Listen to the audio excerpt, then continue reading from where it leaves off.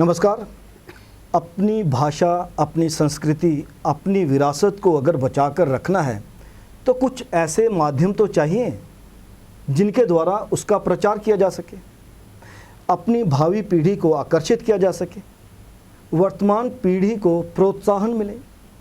इसी विषय को लेकर पिछले कई वर्षों से पूरे जम्मू प्रदेश में एक मांग उभर रही है।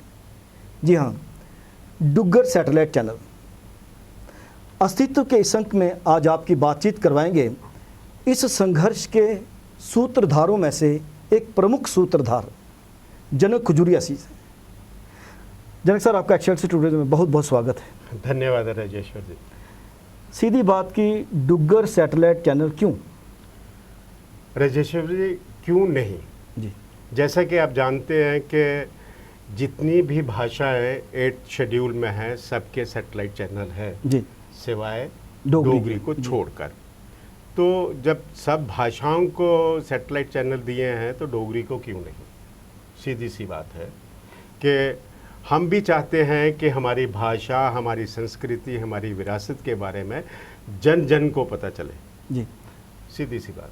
सर, जब जलंधर दूरदर्शन हुआ करता था तो जम्मू को आधे घंटे का चंक मिला करता था मेरे ख्याल में। उसके बाद डीडी कशीर आया तो डीडी कशीर के लिए कहा गया कि पूरे जम्मू व कश्मीर प्रदेश को रिप्रेजेंट करेगा। डोगरी भाषा के लिए कितना समय मिल पाता है डीडी कशीर पे? जैसा कि आपने कहा कि जलंधर में जो था वो 15 मिनट का चंक था पहले, बाद में आधे घंटे का चंक हुआ, क्योंकि वहाँ पर सिर्फ और सिर्फ पोइट्री, गाना, जहाँ डिस्कशन वगैरह चलती थी। और मुझे याद है कि मुझे जब बुलाया गया था तो मैंने डायरेक्टर से कहा था कि मैं ड्रामा का आदमी हूँ, मैं ड्रामा करना चाहता हूँ। स्किट होने लगे छोटे-छोटे। यस, मैंने कहा 15 मिनट, कहता 15 मिनट का चंक है, उसमें क्या ड्रामा करोगे? तो मैंने कहा 15 मिनट का ही करेंगे। तो उसके बाद उन्होंने वो टाइम बढ़ाया था जी। बाकी रही बात डीडी कशर की, आप कह रहे हो, डीडी कशर जो है वो बनाया गया था for the promotion of Kashmiri language, exclusive है। यस, और counter the false propaganda of Pakistan against India as well as state. जी। तो वहाँ पर बड़ी मुश्किल से डोगरी को आधे घंटे का समय दिया गया था, सुबह 10:30 बजे। जी जी। और वो भी उसमें में से भी 15 मिनट का तो वैसे ले लेते हैं, 15 मिनट का ही चलता है। आजकल शाम को आधे घंटे का जो न्यूज़ चलती हैं और रात को 10:30 बजे, वो कभी 10:30 बजे रात का जो है वो कभी चलता है, कभी नहीं चलता है। अच्छा। तो वहाँ पर मतलब कि डोगरी की कोई इतनी रिप्रेजेंटेशन है नहीं है, मेरे हिसाब से नहीं है। तो इसलिए हम चाहते हैं कि कोई भी कौम जो है उसकी पहचान जो है वो उसकी भाषा, संस्कृति और विरासत होती है। और हर कौम चाहती है कि हमारी भाषा, संस्कृति और विरासत जन जन तक पहुँचे। और इसके लिए ही हम ये डिमांड कर रहे हैं कि हमारे जम्मू दूरदर्शन को सैटेलाइट चैनल में तब्दील कर दिया जाए। मुझे याद पड़ता है कि जब कश्मीर में हालात अच्छे नहीं थे तो जम्मू में पीजीएफ का स्टार्ट हुआ। तो पीजीएफ के बाद धीरे धीरे करके थोड़े से और भी प्रोग्राम उसमें एडअप होते गए। तो जम्मू के जितने भी कलाकार थे उनको लगा कि हमें तो एक नया मंच मिल गया है, हमें अब सर्विस करने की भी ज़रूरत नहीं है, क्योंकि इतना ज़्यादा काम था उन दिनों कि लोग शिफ्टों में काम किया करते थे। लेकिन शिफ्टों में किया वो काम आज तक भी पेमेंट में कन्वर्ट नहीं हो पाया। ख़ासकर जो कश्मीर दूरदर्शन के लिए या डीडी कशीर के लिए कार्य किया गया, पेमेंट्स सभी आर्टिस्ट की फंसी हुई हैं, लेकिन जम्मू जो दूरदर्शन था उस पर भी अभी ताले लगे नहीं बने। सीधी सी बात है कि आपने बिल्कुल सही कहा है कि इसमें मैं समझता हूं कि केंद्रीय सरकार जो बजट दिया करती थी जी। और जैसे कि कमीशन प्रोग्राम चला करते थे, सब प्रोग्राम बंद हो गए। और इवन के जम्मू दूरदर्शन में भी कमीशन प्रोग्राम शुरू किए थे। और उससे ये था कि कलाकारों को थोड़ा सा प्रोत्साहन मिला था और उनका रुझान बढ़ा था अपनी भाषा की तरफ भी और अपनी संस्कृति के बारे में। डॉक्यूमेंट्रीज वगैरह बनती थी और लोगों तक पहुंचती थी। सही बात। तो अब तो ये केंद्रीय सरकार ही बता सकती है कि उन्होंने ये बजट कम क्यों कर दिया, ख़त्म क्यों कर दिया। और जम्मू दूरदर्शन तो जैसा आप कह रहे हो कि वो नाम मात्र का दूरदर्शन है। क्योंकि वो तो बड़ी ब्राह्मणा से आगे किसी को दिखाई भी नहीं देता। अगर किसी ने केबल लगाया तो शायद उसमें कहीं आता होगा। आजकल सेटेलाइट का ज़माना है, हर घर में डिश लगी हुई है, तो इसलिए जम्मू दूरदर्शन को सेटेलाइट में ले जाना चाहिए, ताकि जैसा कि मैं आपको बताऊं कि आप जानते हैं कि डोगरी भाषा समझनी, जैसे मैंने कहा कि काशिर चैनल को फॉल्स प्रोपेगेंडा के लिए पाकिस्तान का जो था उसको इनकाउंटर करने के लिए खोला गया था।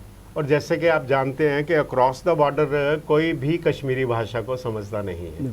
हमारी भाषा डोगरी भाषा जो उसकी है रीच काफ़ी है। यस, रीच क्या है, देखो आपका होशियारपुर, गुरदासपुर, पंजाब के डिस्ट्रिक्ट जितने भी है सब डोगरा है, कांगड़ा हिमाचल का काफ़ी एरिया जो है वो डोगरी बोलने वाले हैं। पाकिस्तान में शक्करगढ़ से लेके मुजफ्फराबाद तक ऊपर तक जितने भी लोग हैं सब डोगरी भाषा समझते हैं। पहाड़ी भाषा जो डायलेक्ट है डोगरी की, वो सारी भाषा समझते हैं। इसलिए मतलब कि इसकी रीच जो है वो काफ़ी दूर तक है और इस सिलसिले में इनको सेटेलाइट पर ले जाना चाहिए। मुझे कई बार लगता है कि अगर आपने दुश्मन देश की तरफ से जो प्रोपेगेंडा हो रहा है उसको काउंटर करना है, उसमें कश्मीरी भाषा से ज़्यादा असरदार डोगरी भाषा साबित होती है। बिल्कुल, यही तो मैं कह रहा हूँ कि अक्रॉस द बॉर्डर जो लोग हैं जिनको एक गलत फहमी जो हुई है कि जम्मू कश्मीर में मुसलमानों के साथ ऐसा होता है या वैसा होता है, वो अच्छी तरह से समझ सकते हैं इस माध्यम से कि ऐसे प्रोग्राम बने, ऐसे वो बने, ताकि उनको पता चले कि जो हमें समझाया जा रहा है वो गलत है और जो असलियत है वो ये है। तो उसके लिए मैं चाहता हूं कि जम्मू दूरदर्शन जो है क्रॉस द बॉर्डर जो लोग हैं उनको अच्छे तरीके से समझा सकता है सारे। तो उसके लिए सैटेलाइट पे जाना बहुत आवश्यक है। सर बहुत गर्मी है आजकल, जम्मू में बहुत ज़्यादा गर्मी पड़ रही है, लेकिन दादा जो दूरदर्शन ने अप्रूव ड्रामा आर्टिस्ट एसोसिएशन है जिसने कई वर्षों से ये निरंतर संघर्ष जारी रखा हुआ है डुग्गर सैटेलाइट चैनल लेने के लिए, आजकल हस्ताक्षर अभियान भी चला रही है जी। कैसा रिस्पांस मिल रहा है लोगों का? रिस्पांस तो बिल्कुल ठीक है। इससे पहले जो 11-12 साल पहले हमने जब शुरू किया था जी, तो तब तो जैसे मैं आपको बताऊं सेंटर में कांग्रेस की हुकूमत थी, तो तब हमारी मुलाकात information and broadcasting minister Manish Tiwari ji के साथ हुई और 2-2.5 घंटे उनके साथ इस पर डिस्कशन हुई और प्रिंसिपली उन्होंने एग्री भी किया।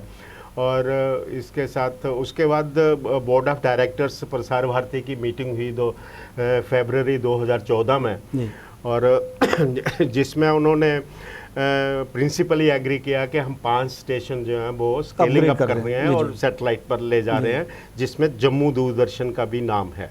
अच्छा, तो 4 जो थे वो तो कर दिए, जम्मू दूरदर्शन को क्यों नहीं किया वो तो वही बता सकते हैं। तो हमारी कॉरस्पॉन्डेंस आज भी चल रही है, हमारा संघर्ष आज भी चल रहा है।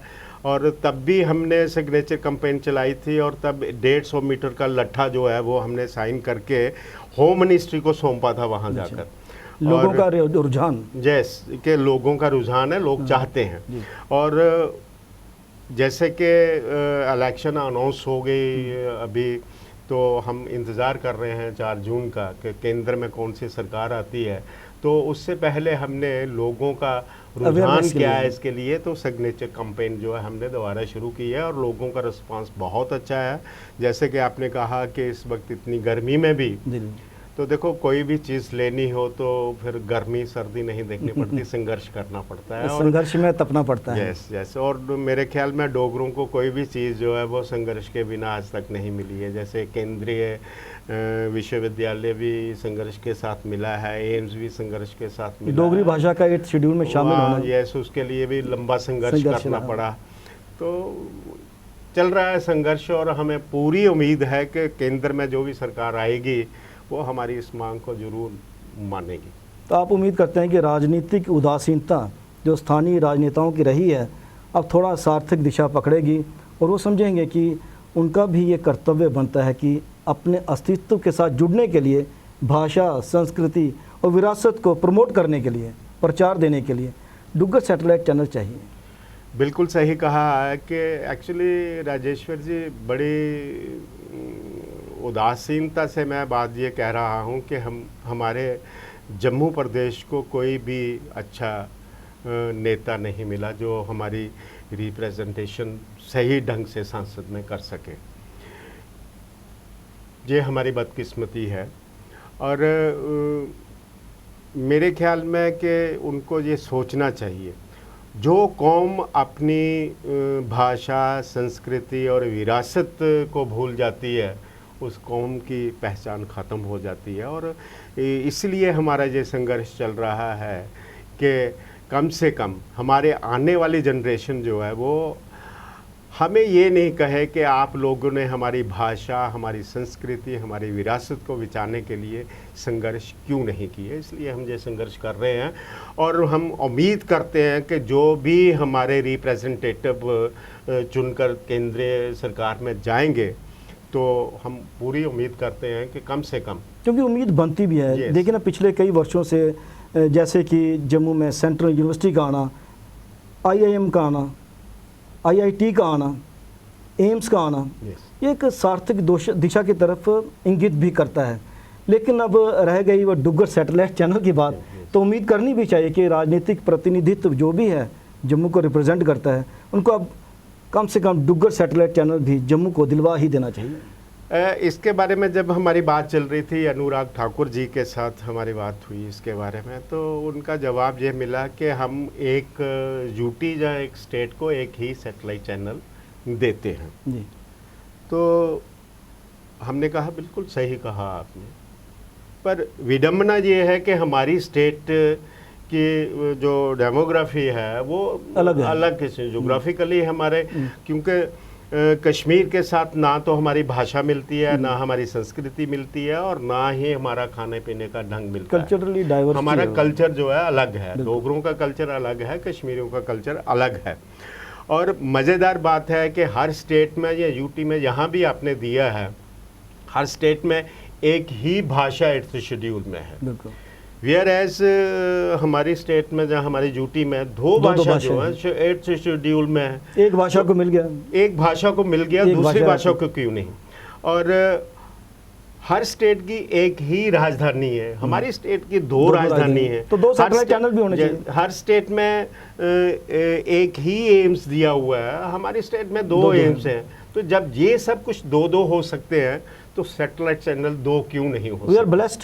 Yes. अगर वो दो चीज़ें मिल रही हैं तो Yes. सैटेलाइट चैनल भी मिलना चाहिए। श्रीमद् भागवत गीता में लिखा हुआ है कि भूतकाल पर प्रायश्चित मत कीजिए, भविष्य की चिंता मत करिए, वर्तमान चल रहा है जी। इस संदर्भ में भूतकाल पर प्रायश्चित करने की भी आवश्यकता है, भविष्य की चिंता तो रहनी ही चाहिए, और वर्तमान में सोच को सार्थक दिशा में कैसे ले जाना चाहिए, इसमें दादा बड़े ज़ोर शोर से संघर्ष कर रही है। तो मुझे लगता है कि आपको बाकी संस्थाओं का भी पूरा योगदान मिल रहा है। बिल्कुल बिल्कुल सही कहा। देखो, वर्तमान का तो हम संघर्ष हमारा चल रहा है जी। भूतकाल में जो हमने किया है वो हमारा आधार है, बिल्कुल, और उसी आधार पर हम भविष्य तय होगा कर रहे हैं। और भविष्य के बारे में इसलिए चिंतित है कि जो हमारी आने वाली जनरेशन है जी। वो कम से कम अपनी पहचान तो बना के रखे कि हम डोगरा हैं। आप समझते हैं कि एक कलाकार होने के नाते, क्योंकि आप रंगमंच भी करते हैं, जी। रंगमंच में निर्देशित भी करते हैं, डिफरेंट स्टेजेस पे जो आपने प्ले करते हैं, या रेडियो के साथ जुड़े हुए हैं, टेलीविज़न के साथ जुड़े हुए हैं, तो क्रिएटिव मीडियम ऑफ एक्सप्रेशन के साथ आप वर्षों से जुड़े हुए हैं। जी। एक कलाकार होने के नाते भी अपने अस्तित्व के प्रति हम लोग ज़्यादा उत्तरदायी होने भी चाहिए। बिल्कुल बिल्कुल सही कहा। मुझे लगता है इसलिए चिंता ज़्यादा बढ़ जाती है। बिल्कुल। देखिए, जो भी लोग साहित्य के साथ या कला के साथ जुड़े होते हैं तो वो लोगों का एक मार्गदर्शन करते हैं। बिल्कुल। तो लोगों को उनसे उम्मीद होती है। तो एक कलाकार होने के नाते और मेरा दायित्व बनता है कि मैं अपनी भाषा, अपनी संस्कृति और अपने विरासत के बारे में आने वाली जनरेशन के लिए उसका संरक्षण करके रखें। तो मेरे ख्याल में ये सिर्फ मेरा ही नहीं, हमारे साझा कर्तव्य है। साझा कर्तव्य है। बाकी जो बात आपने कही कि सारे लोग, जो जितनी भी संस्थाएं हैं, उन सब का रिस्पॉन्स हमें अच्छा मिल रहा है और हम इंतज़ार कर रहे हैं 4 जून का।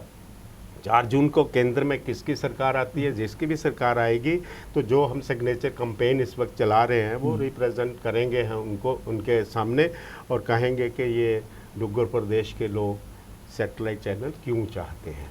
वर्षों से निरंतर संघर्ष जारी है, जी कभी महसूस हुआ कि अब हौसला पस्त होने लगा है?